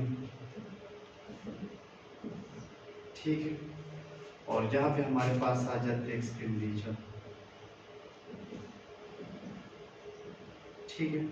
रेवेन्यू की सारी डिटेल आ जाती है, प्लस एक्सपेंडिचर की हमारे पास रिकॉर्ड आ जाता है, और यहाँ पे लास्ट में ये हमें बता देता है कि आपकी ऑर्गेनाइजेशन ने इस महीने में प्रॉफिट किए या लॉस किए, ठीक है। तो ट्रायल बैलेंस हर महीने का बनता है। मिसाल के तौर पे जनवरी 23, ठीक है। तो ट्रायल बैलेंस में हम अनएडजस्टेड एंट्री डालते हैं। अनएडजस्टेड क्यों डालते हैं? मिसाल के तौर पे इसलिए डालते हैं कि हमारे पास एक जगह पे ट्रांजैक्शन हुई है 1 लाख रुपए रेवेन्यू में, मगर उसमें हमें मिले 80,000 रुपए। तो अभी हम इसमें अगर 1 लाख रुपए डालेंगे तो हमें तो 1 लाख रुपए मिला ही नहीं।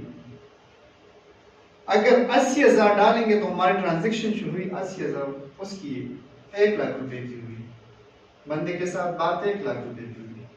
तो अनएडजस्टेड में हम ये वैल्यू डालेंगे कि हमारे रेवेन्यू ये है।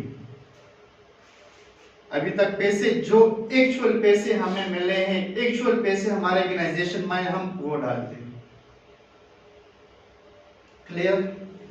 अनएडजस्टेड ट्रायल बैलेंस यहाँ पे हम बनाते हैं। या एक्सपेंडिचर में हो गया है, मिसाल के तौर पे बिजली का बिल था, इलेक्ट्रिसिटी का बिल, ठीक है।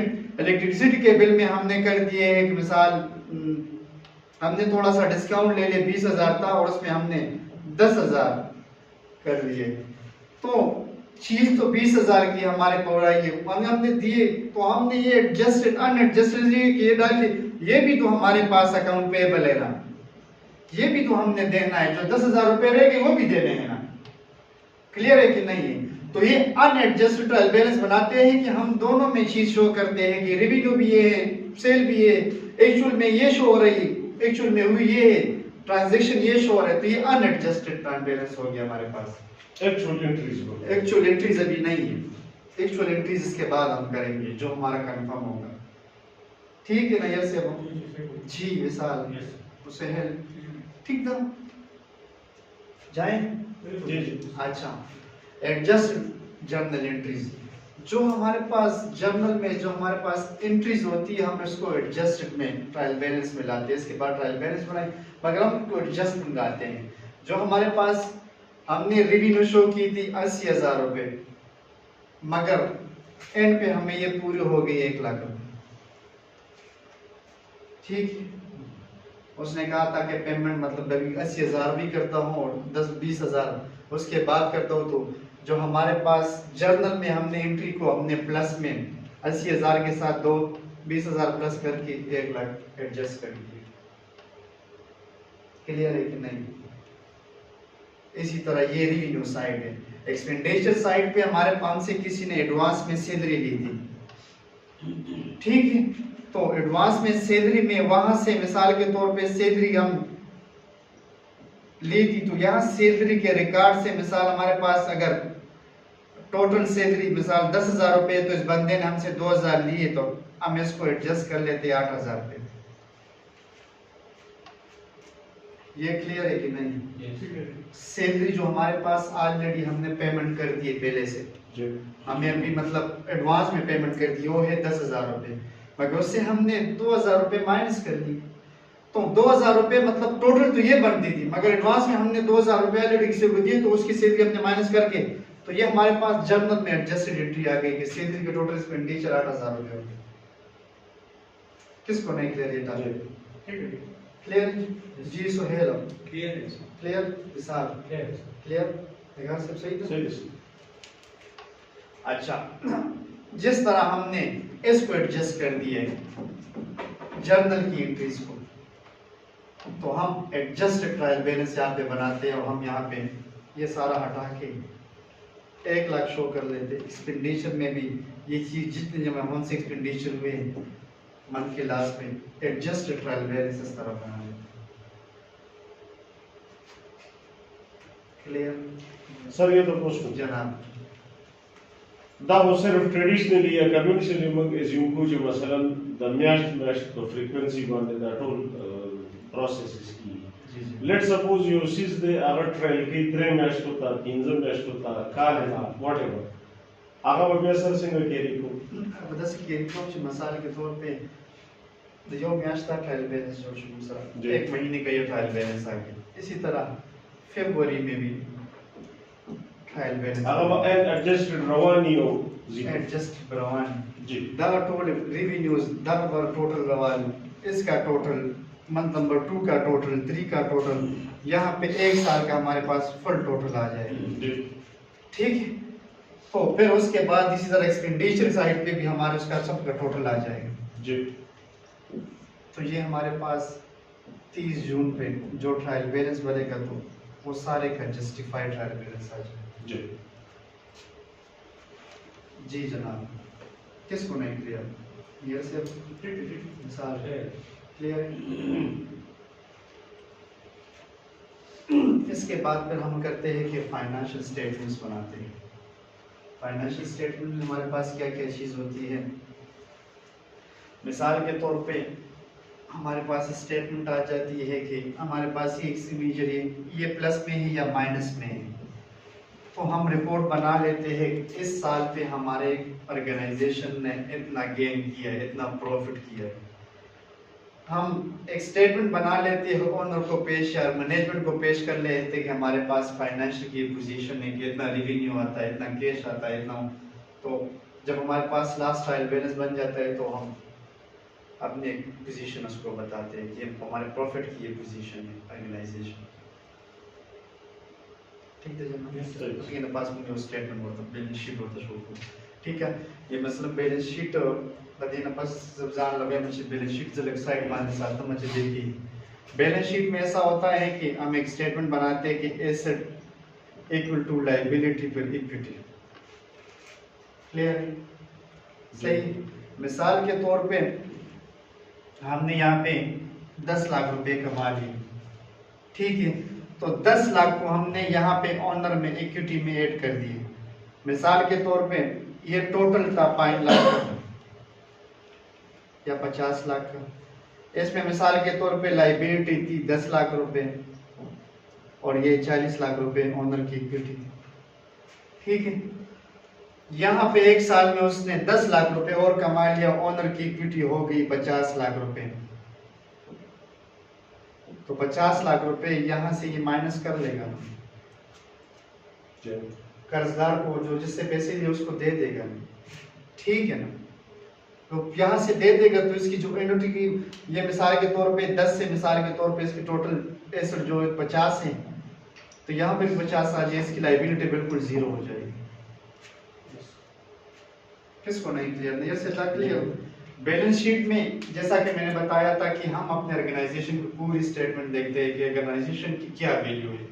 ठीक है, हमारे पास यही वैल्यू हम उठा के यहाँ पे ले जाते हैं कि हमारे पास इतना प्रॉफिट हो गया, तो जो हमारे पास कर्जे थे हमने दे दिया, सारा प्रॉफिट हमारे पास रहेगी, सब बिल्डिंग के हम मालिक होंगे। या मिसाल के तौर पे हमने यहाँ पे ओनर जो है उसने अपने एसेट को इंक्रीज कर दी, बाहर पे शिफ्ट कर दिए, तो मतलब ये हमारे पास एसेट बैलेंस शीट में हमारे पास बहुत डिफरेंट आता है। इस पे किसको नहीं क्लियर ये बात नहीं? ठीक है, अच्छा। क्लोजिंग एंट्रीज जिस तरह की मिसाल के तौर पे कभी ट्रांजैक्शन इस तरह होती है, जिस तरह ये क्लोजिंग एंट्रीज ज्यादातर काम इसमें करते हैं, मिसाल ये नहीं जो ये किस का कारोबार करते हैं, किस टाइप का जी जी किस। ठीक है, उसमें आपको बहुत आसानी जो हमारे पास परचेज होते हैं, ठीक है, उसने परचेज एक चीज, मिसाल एक मोटरसाइकिल का शोरूम है, उसने मोटरसाइकिल लिए 50,000 रुपए में, वैसे एक मिसाल दे रहा हूँ। ठीक है, उसने इसको कर दिया सेल आउट, सेल इसने उसको मतलब इंस्टॉलमेंट पे कर दिया, और इंस्टॉलमेंट पे ये है कि इसने 70,000 पे कर। ठीक है, उसको इंस्टॉलमेंट पर मंथ आता रहता है। ठीक है, अभी तो यहाँ पे उसको तो मतलब मिसाल 20,000 रुपए प्रॉफिट शो हो रहा है, मगर for the end of year से जब ये देखेगा तो इसको कभी ये किस्त नहीं मिलोगी, ये किस्त नहीं मिलोगी, ये किस्त नहीं मिलोगी, मिसाल के तौर पे 2-3 किस्तें इसकी शार्ट होगी इसको एक साल, तो उसको एक 50,000 रुपए के एक साल में उसको मिसाल के तौर पे 2 किस्त क्रॉस हो गए, तो मिसाल उसको 60,000 रुपए मिल गए इसमें। तो एक क्लोजिंग एंट्रीज को कहते हैं कि ये 20,000 रुपए प्रॉफिट शो नहीं करेगा, ये 10,000 प्रॉफिट शो करेगा इस साल के, इसको क्लोजिंग एंट्रीज कहते हैं। मेरी बात क्लियर है कि नहीं? जी जी। निगाह से समझता ठीक है। खबरता जी सही। हिसाब से क्लियर। ठीक है जी। अच्छा, कंक्लूजन जिस तरह के हम कोई रिसर्च पेपर लिखते हैं या कोई तो उसको हम एक समरी बना लेते हैं कि ये हमारे फाइनेंशियल ईयर था, इसमें हमारे पास ये चीज हुई। मिसाल किसी ने रिसर्च पेपर का एक्सपीरियंस है किसका लिया से, उसमें हम कंक्लूजन में हम अपने एक समरी लिखते हैं अपने सारे वर्क की, कि मिसाल के तौर पे हमने इस साल में मिसाल के तौर पे 10,000 की सेल कर दी थी, एक्सपेंडिचर इस पे 8,000 आ गए थे, और हमारे पास प्रॉफिट जो थे वो आ गए मिसाल पे 2,000 रुपए। 2,000 रुपए से मिसाल के तौर पे इसमें इक्विटी प्लस हो गई, लाइबिलिटी माइनस हो गई, तो ये हमारे पास एक कंक्लूजन, एक समरी इस साल के पूर्व गए तो उसको कंक्लूजन कहते हैं। क्लियर? जी किसको समझ नहीं आ रहा है इस टॉपिक? क्लियर है जी? क्या जो भी क्वेश्चन है बताएं सही जी। क्लियर है सर। साल क्लियर क्लियर। दादा इंटरव्यू तो बताओ सर दे दादा की ऑब्जेक्टिव दादा शेयर करना ठीक है करना दादा की जो प्रैक्टिकली 10 ट्रांजैक्शनों के दादा सैंपल है बस ये मतलब मुझे सर बताता है वो जो अकाउंटेंट दा फट दे हम हां बता जो ट्रांजैक्शन को गलती की कि नो टिकोल हो बका जो टिक शी जब नहीं रही ठीक है ठीक है मैंने ये से हो ठीक है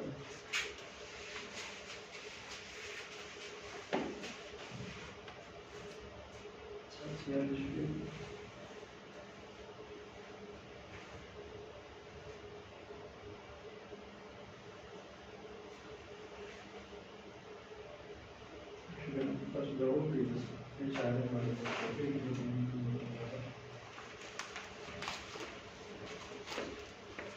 डॉक्टर साहब सैटरडेज वाला क्लासेस हम संडेज तब संडेज वाला सैटरडेज तक ठीक है खबर है मसला ना ना असल के मैं मसला देख था दा अच्छे